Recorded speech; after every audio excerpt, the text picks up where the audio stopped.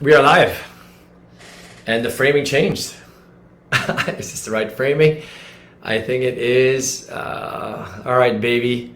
So, welcome everybody to another Mondays with Mendoza's, and some very interesting things happened over the weekend. So why don't we start with that story? Let's show what you're holding on your right hand right now. Before we get to that. Yes. Yes. How's your week been? Why? That's not the point of this Monday right now. But I think it's because it's kind of shows why you've been a certain way and why you've decided to now change, right? So you've been carrying a lot on your shoulders lately, right? What are you looking at? I don't know if this is an overshare, so maybe you can, because I don't like talking about myself so much. Yes, you do. Yeah, so we have a long hello greeting from Moyo Gruis. I hope we even said that correctly.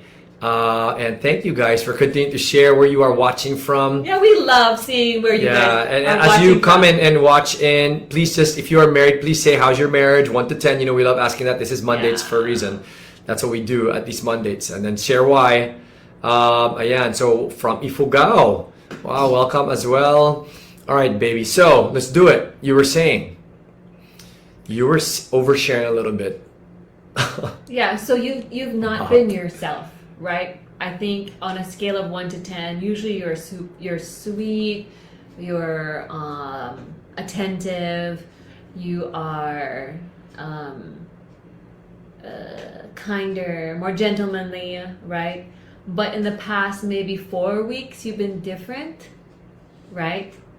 And you yourself That's said how you're it. saying right, like I have to respond. Yes, no. Come, just keep going. And it's because you've had a lot going on, and it's getting towards the end of the year, and it's crunch time for many of the things that you're doing. So you have not exactly been yourself in terms of our relationship. No, that's a big statement. What does that mean? I've not been myself. Why don't you share? I don't know, because you use those words. So I'm Yeah. not myself, meaning. Meaning you've been more irritable. Okay, edgy, maybe it's a More good on word, like a generic edge, yeah, term. Edgy, like right? agitated. And you've been maybe more reactive than usual, or more like if I express how I'm maybe tired or hurt by something, it's not so. I'm trying to say these things so I don't say it in a disrespectful way, but basically what I'm saying is you have not been yourself, because usually So I've been a negastar. yes, more negative, yeah, there. We've used Is that term yeah. before, right? Okay. So yeah, more critical, which actually I think that for many years you've not been like that. So it's been a little bit surprising. But I was praying for you. I've been praying for you a lot, because God reminded me not to, it's not effective to really correct your husband and point out all these things, and instead it's better to pray. So I think maybe this is why your perspective changed, right? Yes, I'm just looking as people chime in all the way from South Korea and UK even. I think these guys are saying LDR, long distance relationship. They're trying to, they're rating it. Oh, thank you. there. Thanks, Christine. Freya said 9 for Yeah, they're last catching week, up. hindi 10 kasi nagkatampuhan. So you're setting that all up to say that something happened. Right. So this is me before this something happened, and I'm reverting back quickly. But I'm trying to stay on that trajectory, right? But did you yeah, there's recognize been- it? Did you recognize it? A little bit. I think, as things were happening, I did find myself a little bit more, what's the right word? Troubled. Abrasive. Troubled. And abrasive. Troubled. Troubled. And then the results would be things like that. Like I'm a little bit more snappy, Yeah. abrasive towards you and the kids. I'm just more, it's no excuse, but basically I'm just like, Okay, let's get let's things just done, say- right? Let's let's get just- things done. No, there's no room for sweetness and over, feelings. It's just, let's get things done because you gotta get things done. And- If you guys bring anything to my attention, my mind is always, let's get it solved. And if I feel like there's so many things I need to settle and you or our kids will bring in something else in my brain. When I weigh it in the grand scheme of what I'm trying to settle, I will say in my brain and in my heart, honestly, I'll think, why does this have to become my problem? That's what I'm thinking. Actually, right? you say it out. You've said it out loud. I say that in my brain and heart, and sometimes I actually say it like, out loud. How would you say it Right. out loud? Like, why is this my problem? why is this my problem? Why do I have to solve everything? I didn't have to say that. I didn't say that, but I said, But why it's, is this have to be it's my kind of problem? like that. Yes. Like, in other words, you make us feel like we're all inefficient and it becomes your burden. But like I said, that's not normally the way you are. Because normally you say stuff like, don't worry, baby, I'll take care of you. Don't worry, I'm here. But you haven't been like that, which is surprising. So let's get to the main thing. I mean, so as a result of all this, something happened in the weekend. Yeah, I fractured my wrist. I'm actually so upset about this because I was playing football on Saturday, soccer, just for people. For 30 seconds, okay? Because my kids and Edric were playing with some friends and they said, hey, why don't you sub? Why don't you sub in? Because I used to play soccer /football in college.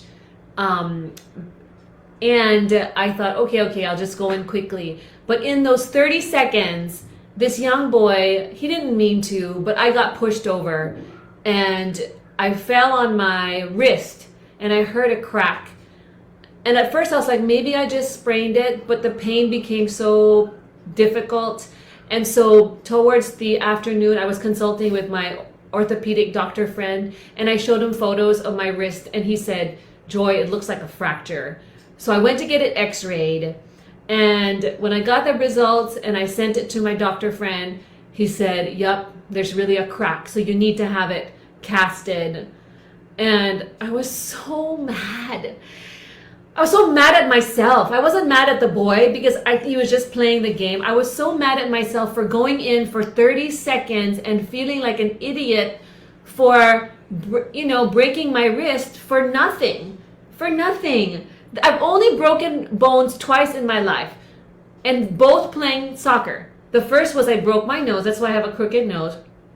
I don't think you can see it very well. I don't think people even notice. It's like, if that's crooked, then what's straight, right? Yeah, anyway, wow. And then now I broke my wrist.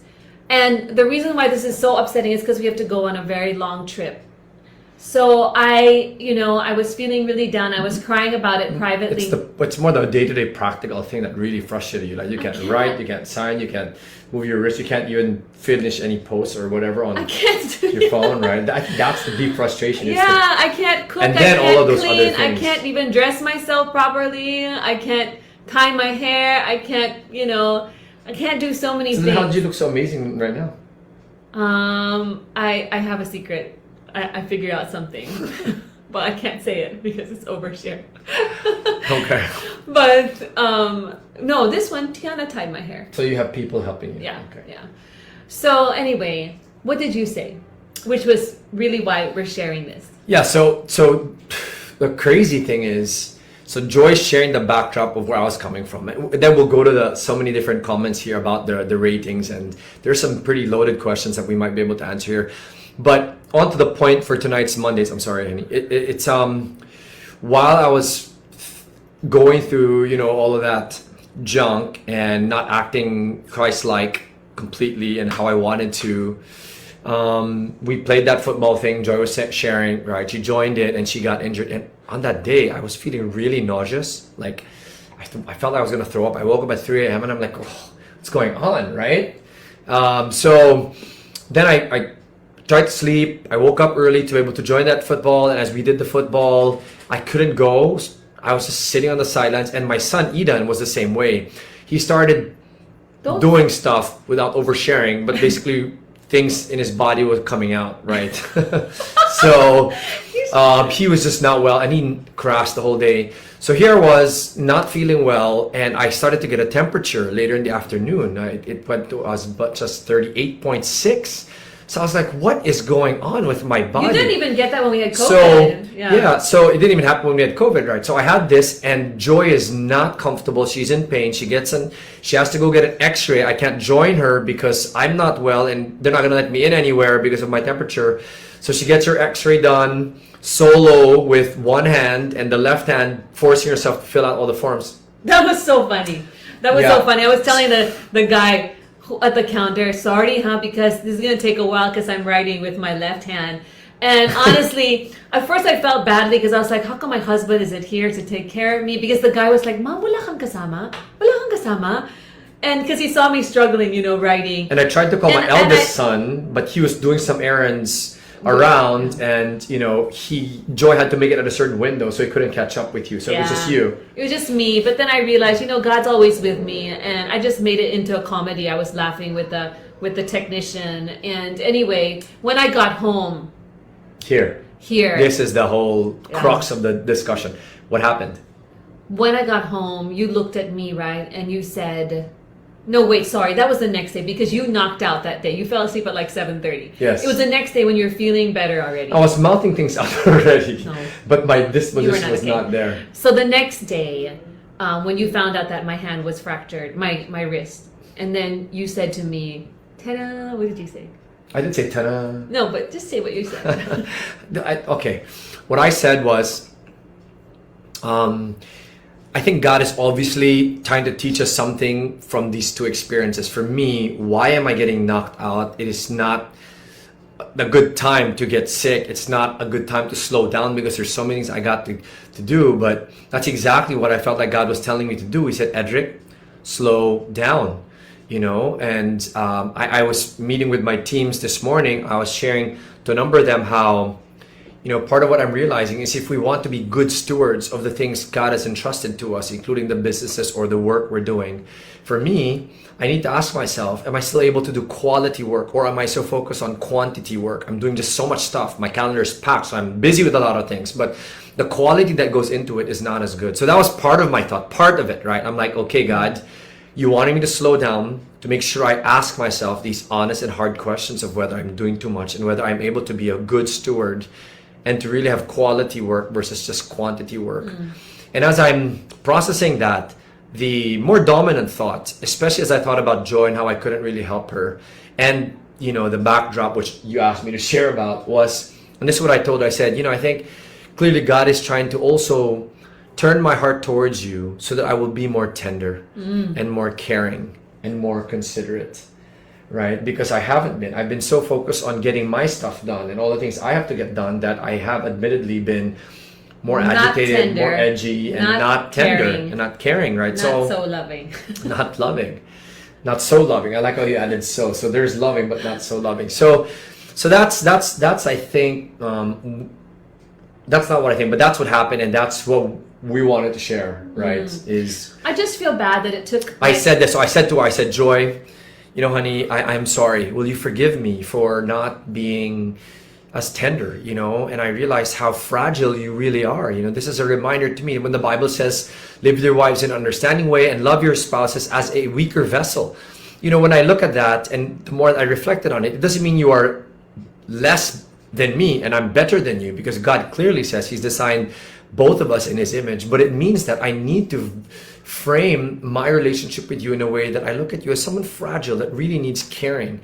And in the busyness that I was facing, I realized that I figured, what, I'll carry my stuff, my load, you carry your load. And if you don't carry your load, then you've got to step up, because we both got to step up, right? It's like, since we're both athletes, we kind of operate that way, right? I'm not an athlete anymore. As we work in a team, right? So if we want the team to win, I got my role, you got your role, we do it.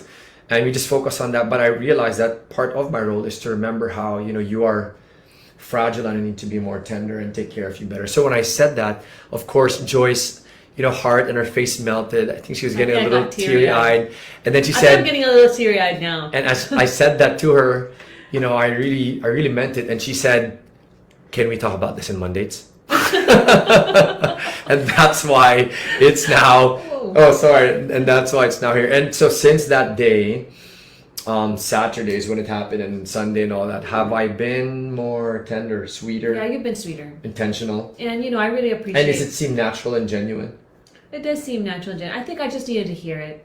Because I think for a while, I think a lot of the friction that we were having is because I felt like you were kind of changing and you weren't yourself. I can't go that close because I still might have Yeah, and I missed you, right? I missed you. And so when you said that, I was like, okay, he's back. I mean, that's still him. So I appreciated that a lot. And I know that you are going through a lot, and I don't want to impose. That's why I didn't ask you also to come with me to the doctor, because I don't like inconveniencing anybody. No, but I would do it.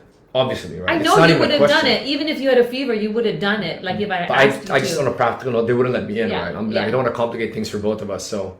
Yeah, but so I just appreciate you saying that and recognizing it, and I know that you will. You have already been sweeter, so I really, really praise God. I just wish I didn't need to break my arm For this experience. Yeah. for that to happen, but I guess this is where you see how God allows the things that we go through that can be difficult to turn out to be a blessing, right? When we try to see the spiritual side of things and try to also be thankful and be positive about it and use it as a teaching moment, which I think you did. So I really appreciate that. Thanks, baby. There's a really great question here. So hello guys, thanks for sharing about your ratings. I think we lost it. Can I not see it? No, it's there. We can't go up anymore. What? That's it, yeah. Oh, that's weird. I think they only keep a limited block. That was a great question earlier. Yeah, sorry guys. So, I am not the most tech savvy, at least in this platform. As some of you know, we rely on our son comments. So there were some great comments earlier, a question. I love the color, thank you. Yeah.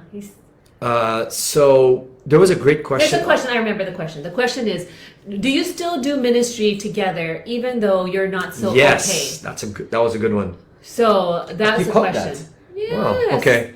Us women were very observant. Us women, yes. Yeah, right, You women ladies? are very observant. Yeah. Okay, so I think it's very hard to do ministry well when you haven't resolved personal issues, and that's why your first ministry is really your family, your marriage first. So whenever Edric and I are about to speak, about to do something that's related to serving others, we need to make sure that we resolve our conflict first. It's possible to say something like, hey babe, let's talk about this after because we have to serve right now, but I want you to know that we should resolve it. But most of the time we want to come before God and before one another to ask for forgiveness because we're scared. We're scared to serve God and to do ministry if we're not aligned with Him and if we're not okay. Because we feel like then it loses its power and its effectivity. Do you agree? totally agree. Do you remember the time when you got upset with the children and we were about to do a we've shared that parenting talk? a number of times. Yeah, Right? yeah. It's the irony of a parenting talk and me getting upset. And you were getting before the frustrated with him. So you and it's actually actually not a uncommon thing. I mean, it's not the Yeah. dominant experience, but it's not an uncommon thing because obviously the devil is trying to destroy that work. Yeah. So we wanted to encourage you. What we like to do is we like to remind each other, you're not the enemy. Yeah.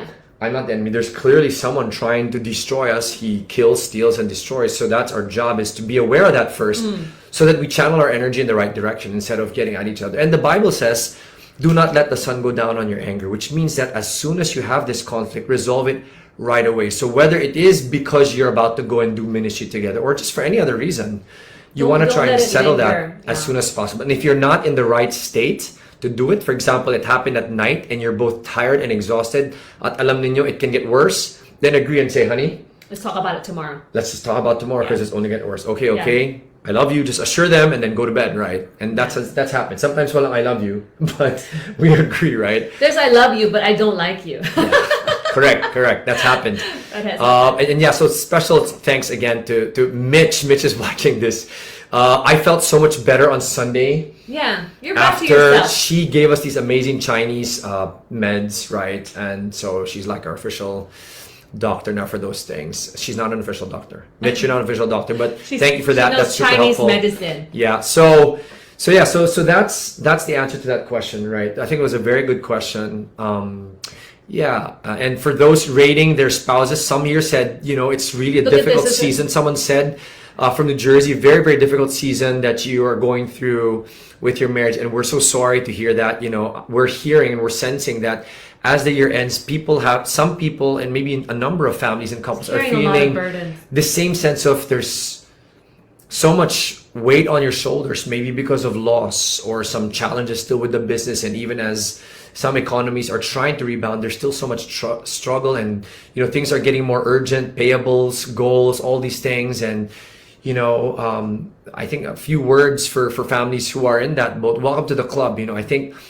our life is not going to ever be free of challenges, but the second part I just wanted to encourage you guys with, and maybe you know this already, is, you know, you want to ask yourself, is your life crisis proof or storm proof? You know, because we will never be storm free or crisis free. There will always be something, but is it storm proof or crisis proof? And you know, as a fresh reminder to me, even to this weekend, you know, for us to shift perspectives of, I need to be more tender, or I need to slow down. You know, what has helped make sure that we are able to frame things like that is still Jesus. You know, continues to be the anchor. And we were talking about that earlier, right?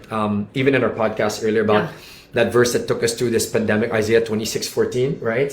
He will keep in perfect peace those whose trust is in him. Okay. Those whose, I want to make sure I quote that correctly. So yeah, you have a question here.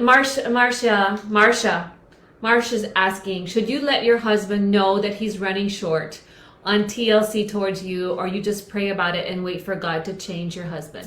I think there's a way to say it. Like, my mistake sometimes is when Edric is short with me and he's not himself, then I can also be, you know, assertive in a bad way and say, I don't know why you have to talk to me like that, or why are you talking to the kids like that? You know, that's not okay. And that doesn't usually inspire him to change.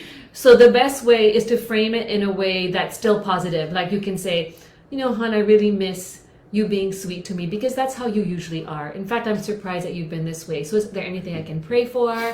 Or, you know, is there anything I can do to help you out? So when that's the approach, then it's not combative.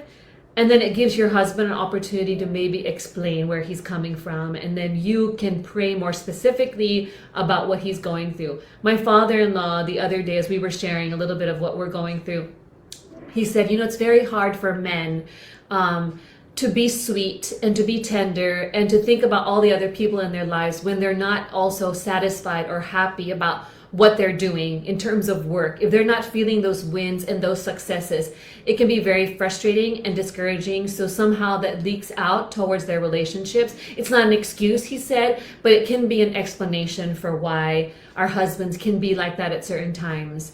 So I think what we can do as women is we continue to be their cheerleader, and yes, definitely pray for them. You know, as I started to pray for Edric, instead of be more combative towards him or getting irritated in return, that's when I think God really started to now soften his heart and speak to him. And this is probably why he came to that realization also on his own, that, man, I got teary-eyed when you said, I need to really be more tender towards you and more caring. So I heard like 10% of that. Babe, you know what? This is what you do. So you look like you're listening, but you're zoning out. You have to understand, I'm managing the chat, and there's some very loaded statements, which I think we need to call out privately. There's some very, very loaded statements. Okay. And I had to clarify the verse. I wanted to make sure I get the verse right. It's Isaiah 26:3, right, that I was talking about, that anchored us, which has to do with keeping us in perfect peace if we trust God and, you know, we fix our thoughts on him versus fear and concern and worry. So that was the heart statement I wanted to give. So I did hear what you said, the 5%.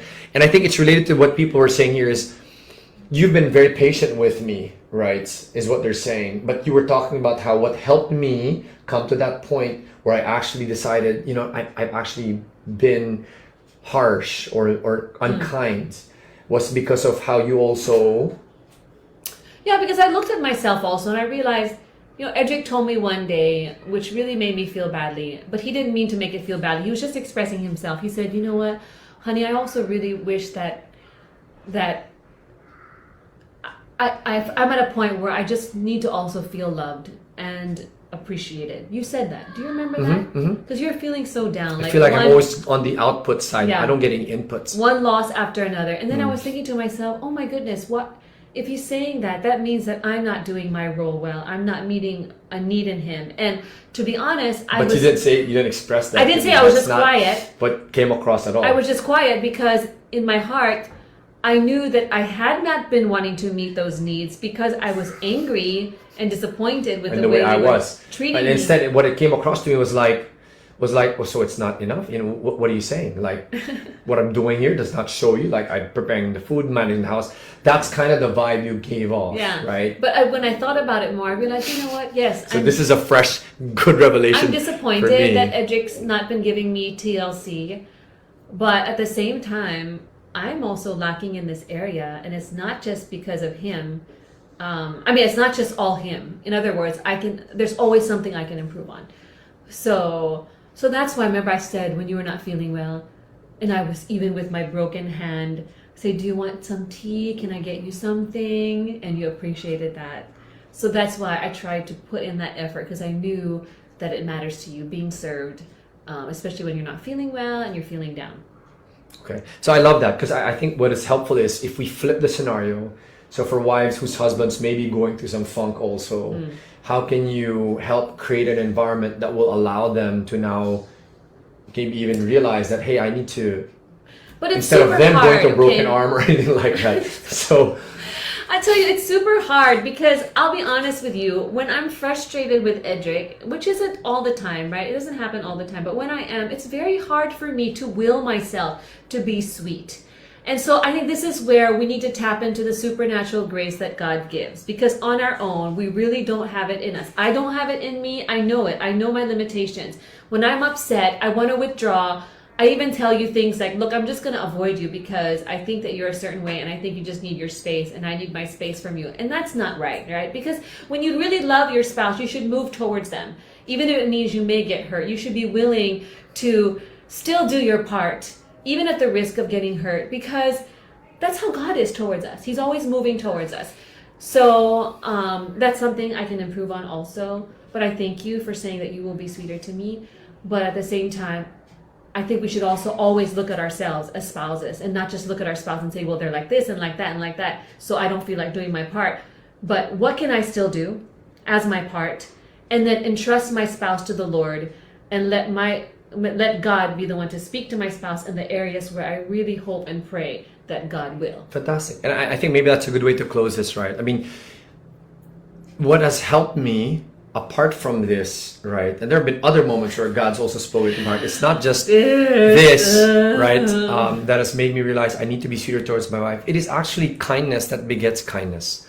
When my wife is consistently kind to me and loving and tender and sweet, even if I've acted like a jerk, that actually really impacts me. It's like it makes my being a jerk so much more jerky, right? It's like, how can I do this? You mean it magnifies how? So like many years ago, remember when we were first married and I was really a jerk and I said like, I'm the man in this marriage. You remember that? It was really uncalled for, and I think that has, by God's grace, never happened again. But I was really upset that you just kept, telling me what I should do, right? Why are you turning here? Why are you doing that? What did you make that statement? I'm like, what? What is this? The police, like everything I was saying, right? And I was so deeply frustrated. I felt so disrespected that I said that. Remember that? Yeah. And then when you finally changed gears and I saw you kind of soften up, and instead of being harsh, you started tearing up. I'm like, holy cow, what did I just do? That's what I mean, right? So it's when you are soft and tender and also kind. You mean like a gentle and quiet spirit, like what the Bible says in 1 Peter chapter 3, that we should be gentle and quiet, and somehow that really wins over our husbands. Even without a word. Right. Yeah. See, that's so biblical. So I'm just reinforcing that. So for the guys who are watching this and you're acting edgy or jerky, I encourage you, don't wait for your wife to go through something that will force us to be tender, because it's biblical, right? Live with them in that way. And in that way, our prayers will not be hindered, the Bible even says, right? So we want to make sure we do that. Don't wait for something that has to shock you into doing that. And if there's something we are learning, even more so now, even as the alert levels are going down, we still have had some very dear people that we know who passed away during this pandemic because of COVID. And it's that reminder that life is so short and fragile that we don't want to have any regrets. So gentlemen, that's my message for you. For the ladies, I think that's kind of Joy's encouragement, is that you have an opportunity also to make sure that if your husband is acting that way, or let's say it's the other way, he's just not in a good place, he's going through some funky stuff, the kindness, killing him with kindness works wonders, in the words of our dear church sister Dawn or Kiko, killing her husband with kindness. So when you do that, you're quiet and gentle, even if we're acting all funky and jerky, then that is a great way to also bring about that desire to become tender and loving, which the Bible instructs us to do. So that's it. Pansit, any final words from you, babe? Let's just see if there's any questions. How can you meet the TLC needs of your spouse, and all the things that you are trying to do is not enough? And asking your husband, his answer is, I should know. Yeah, you know what? That's a good question. Can you go down? Can I see?